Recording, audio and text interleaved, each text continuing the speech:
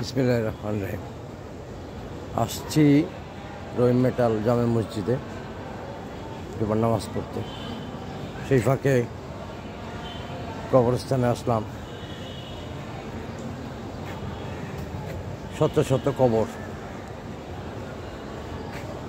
কত হাজার মায়ের বুক এখানে শুয়ে আছে। দুনিয়ার ব্যস্ততা শেষ, দুনিয়ার ব্যস্ততা শেষ, এখন আখিরাতের ব্যস্ততা। যদি ভালো কাজ করে যাই ভালো পাবো। আখিরাতের হিসাব পাই টু পাই আমাদেরকে বুঝিয়ে দিবে। রব্বির হামহুমা কামা রাব্বায়ানি সাগীরা, রব্বির হামহুমা কামা রাব্বায়ানি সাগীরা। এখন তো চেনা যায় কিনা, কত মানুষ শুয়ে আছে। কি নিয়ে যাবো আমরা বলেন?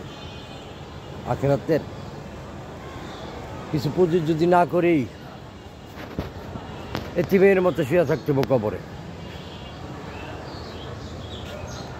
আল্লাহ সবাইকে বেহেশত নসিব করুক, দুনিয়ার গোনাহ খাতা মাফ করে দিক। আমিন।